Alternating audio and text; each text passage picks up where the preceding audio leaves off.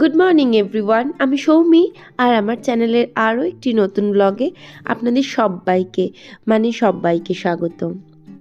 আজকে বৃহস্পতিবার আর এখন ঘড়িতে কটা বাজে? এই 8টা মতন বাজে। বাবুই আজকে পড়তে যাওয়ার থাকে, পড়তে যথারীতি চলে গিয়েছিল আর আমি আমার সমস্ত কাজ কমপ্লিট করে ছাদে চলে এসেছিলাম। জামা কাপড়গুলো মেলছিলাম। আর এই যে যার সাথে এখন আমাদের মানে বাড়ির অপোজিটে একটা বড় ফ্ল্যাট আছে না, ফ্ল্যাটের 5তলায় একটা ছোট বাচ্চা থাকে, তার সাথেই কথা বলছিলাম। ভারী সুইট বাচ্চাটা। তো তার সাথে কথা বলতে বলতে আমার জামা কাপড়গুলো সমস্ত মেলা হয়ে গেল। আর আজকে যেহেতু বৃহস্পতিবার, পুজোর একটা তাড়া থাকে, একটু ব্যস্ততা থাকে, তো আমি প্রথমেই না ঠাকুর ঘরটা একটু মুছে টুছে নিয়েছিলাম। আর এই মুহূর্তে আমি যখন মানে ভয়েস ওভার করছি, আমি ভাবছি আমি বাঁ হাতে করছিলাম কেন। তারপর মনে পড়লো, আমি তো ফ্রন্ট ক্যামেরায় কাজ করছিলাম আজকে। যাই হোক, তা ঘর দোরটা ঠাকুরের মুছে নিলাম আর আমি তারপর একটু আলপনা দিয়ে নিচ্ছিলাম।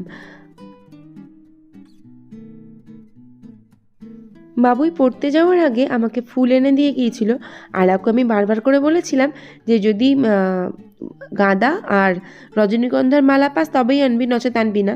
ও মা, ও দেখি তাও মালা নিয়ে চলে এসেছে একটা। তবে ফুলগুলো বেশ সুন্দর ছিল।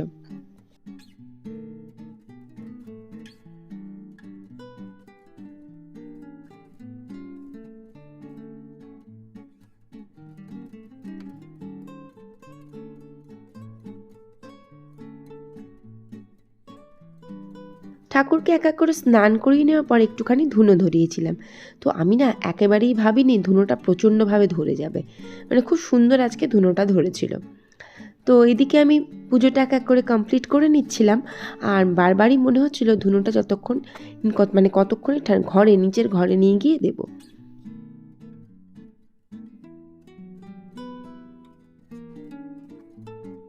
সংসারের মঙ্গলের জন্য বা আমরা গৃহস্থরা নিজেদের সংসারের আয় উন্নতির জন্য ভগবানের প্রতি বা ঈশ্বরের প্রতি আমরা একটা অটুট আস্থা রেখে চলি। ঈশ্বরের প্রতি চোখ বন্ধ করে আস্থা রাখা বা বিশ্বাস করার অর্থ কিন্তু একেবারেই এটা নয় যে কোনো না কোনোভাবে কুসংস্কারাচ্ছন্ন হয়ে পড়া। আমি অনেক সময় দেখেছি আমার কাছের মানুষকে বলতে যে রান্নাঘরে গ্যাস আভেনটা অগ্নিকোণে রাখতে হয়। অগ্নিকোণ অর্থাৎ মনে হয় দক্ষিণ, আমি অ্যাকচুয়ালি জানি না, সরি। আবার এটাও শুনেছি গ্যাস আভেন আর সিঙ্ক, মানে যেটা সিঙ্ক হয় মানে বাসন টাসন ধোয়া, ওটা একই সাথে রাখতে নেই। আমি না সত্যি বলছি, আমার কাছে এগুলো জাস্ট কুসংস্কার ছাড়া আর কিচ্ছু না। এরকম আরও মানে জীবনে চলার পথে এরকম আরও কত যে কুসংস্কার চোখে পড়ে, মানে সে আর বলার কথা না। কিছু কিছু ক্ষেত্রে হাসিও পায়, আবার কেউ যদি আমাকে তার সেটা জোর করে আমার উপরে চাপিয়ে দেয় যে না এটা কর, আমার সেক্ষেত্রে আবার রাগও হয়। তো ঠাকুর ঘরে সন্ধ্যে মানে পুজো দিয়ে আসার পর নিচে একটুখানি ধুনো দিয়ে দিলাম। আর চাও খাওয়া হয়ে গিয়েছিল, তমালকে চাও করে দিয়েছিলাম। আর বাবুই এখনও পড়ে বাড়ি আসেনি। তো বাবুই পড়ে আসতে যেহেতু এখনও একটু বাকি আছে, আমি ভাবলাম আজকে ব্রেকফাস্টটা রেডি করে ফেলি। তো ব্রেকফাস্টে না আজকে ভেবেছিলাম গরম গরম রুটি করব, আর ফ্রিজে আছে কিছুটা তড়কা। গতকাল রাত্রে আমি তড়কা করেছিলাম। তো এখানে যে এই তড়কাটা না আমার একটু বেশি হয়েছিল, আর বেশিও হয়েছিল আর স্বাদটা না একটু ঝালটা কম হয়েছিল। তড়কায় ঝাল কম হলে আমার ভালো লাগে না। তো যেহেতু একটু বেশি হয়েছিল, সেক্ষেত্রে ভাবলাম আজকে তাহলে হয়ে যাবে রাতে, তো তার সকালে ভাবলাম না দিনের বেলাতেও হয়ে যাবে। তো এদিকে রুটিগুলো কমপ্লিট করলাম আর তরকাটা একটুখানি পেঁয়াজ দিয়ে একটু লঙ্কা মানে কাঁচা লঙ্কা কুচি আর একটু গুঁড়ো লঙ্কা দিয়ে ভালো করে কষিয়ে নিয়ে তরকাটা আর একবার ঢেলে নাড়াচাড়া করে নিলে কিন্তু প্রপার ঝালটা হয়ে যাবে। লবণ টমেটো সব একদম ঠিকঠাক দেওয়া আছে। তো তরকারিটা একটুখানি ফুটছিল আর আমি ঘরের মধ্যে কিছু একটা কাজ করতে গিয়েছিলাম, আর এদিকে বাবুই কী জানি কী করছিল আমি জানি না। তো এখানে না আর একটা কথা বলি, কখনো যদি আমরা কাউকে ধর কিছু খাবার দিই, আমি অনেককে দেখেছি সেই খাবারের ওপর লবণ আর লঙ্কা দিয়ে দিতে। আমার যে কী হাসি পায়, মানে ওটা কি প্রোটেকশন? ভূত কি এতে কোনোভাবেই অ্যাটাক করতে পারবে না? নাকি ভূত তরকা, পায়েস, পোস্ত, চাটনি, পাঁপড়, বিরিয়ানি, মাছ খাওয়ার জন্য মুখিয়ে থাকে? আমি না বুঝতে পারি না।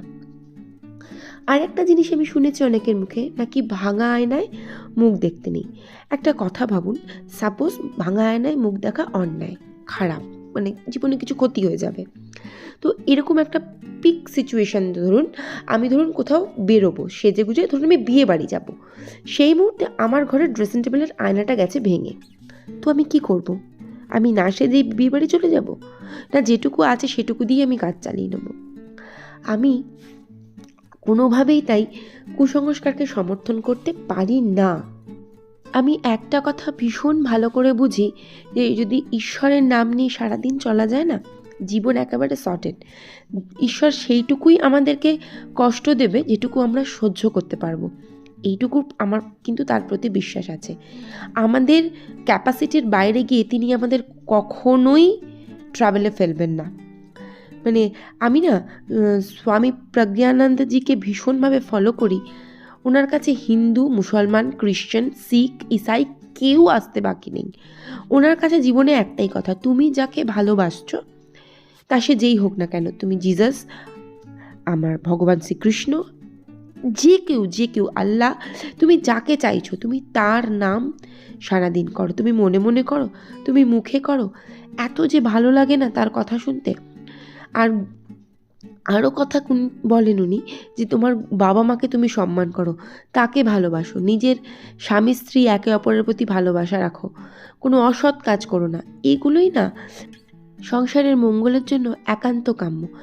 অথবা এরকমও হতে পারতো, যদি ধরুন কেউ পুজো করতো, করুন পুজো আচ্ছাতেই তার মন, অথচ সে অন্যের বদনাম করে, দুর্নাম করে, অন্যের ক্ষতি চায়, ঈশ্বর কিন্তু কখনো তার পূজা অ্যাকসেপ্ট করে না। এগুলো কিন্তু মানে ভীষণ সত্যি কথা মানুষের জীবনের। তো যাই হোক, এত কথা বললাম, বলতে বলতে না অনেকটা কাজ হয়েও গিয়েছিল। তো কিছু সকালের ব্রেকফাস্টের বাসন ছিল, সেই বাসনগুলো ভাবলাম মেজে নিই। আর রান্নাবান্না তো আছেই, তো আজকে রান্না করব, দেখি কি রান্না করব। পায়ের ব্যথাটা তো একটা পায়ে মানে একটা পায়েরই দু জায়গায় ব্যথা, সেই ব্যথা ব্যথা করে জীবন আমার অতিষ্ঠ হয়ে উঠেছে। তো যাই হোক, তো হালকা ফুলকাই কিছু রান্না করব। ভাবলাম যে ফ্রিজের মধ্যে মাছ আছে, বেগুন আছে, আর হচ্ছে গিয়ে পেঁয়াজকলি আছে, তো সেগুলো সব এক এক করে আমি ফ্রিজ থেকে বার করে নিচ্ছিলাম। আর এগুলো বার করে ভাবলাম আলু পেঁয়াজকলি ভাজবো। অ্যাকচুয়ালি এগুলো রাতে কেটে রাখলেই খুব সুবিধা হয়, কিন্তু ওই যে শীতটা পড়েছে আর পায়ের এত ব্যথা নিতে পারছি না একদম, তো সেজন্য আর কেটে কুটে রাখা হয়নি রাতের বেলা। তো যাই হোক, এদিকে পেঁয়াজকলিটা কেটে নিয়েছিলাম, আর আলুটাকেও সরু সরু করে কেটে নিলাম। আমি যখন ছোট ছিলাম তখন না, আমার মানে আমার ঠাম্মা শুধু পেঁয়াজকলিটা বড় বড় করে কাটতো, কেটে ভাজা হতো। তারপরে মা করতো ছোট ছোট করে পেঁয়াজকলি ভাজা। যেটাই হোক, আমরা কিন্তু ভীষণ সবাই পেঁয়াজকলি ভাজা খেতে ভালোবাসতাম। তারপরে একটু যখন বড় হই তখন দেখলাম ফ্যাশনে ইন আলু পেঁয়াজকলি ভাজা, সেই ট্রেন্ড এখনও চলছে। তো পেঁয়াজকলি ভাজা মানে আমাদের সবারই আজকাল শুনি যে আলু পেঁয়াজকলি ভাজা। তো আলু পেঁয়াজকলিটা ভেজে আমি একদম তুলে নিচ্ছিলাম। আর করবো হচ্ছে বেগুন ভাজা, আলু পেঁয়াজকলি ভাজা, বেগুন ভাজা। তো বেগুন ভাজাটা দিয়ে দিচ্ছিলাম কড়াইয়ের মধ্যে।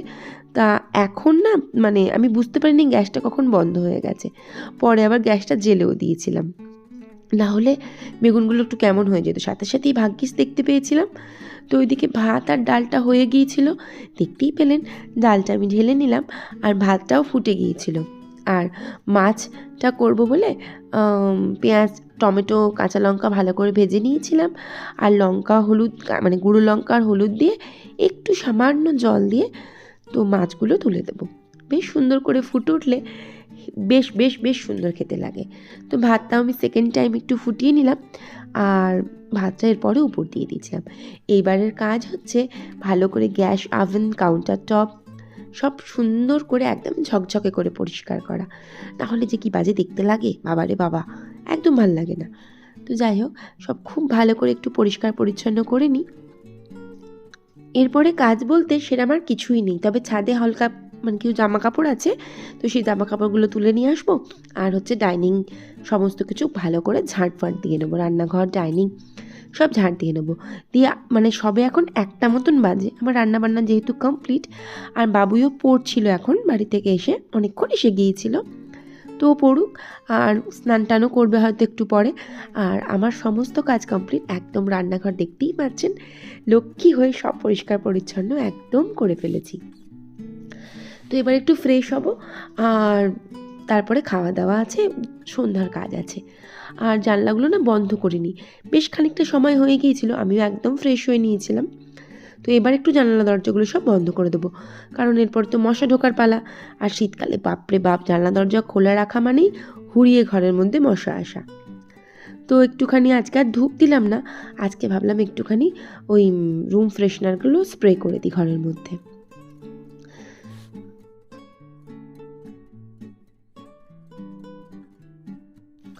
তো রুম ফ্রেশনার স্প্রে করলাম, আর রান্নাঘরে তো স্প্রে করি না, এখানে স্প্রে করলেই রান্নাঘরে যা গন্ধ টন্ধ থাকে রান্না করার পর সেগুলো সবই চলে যায়।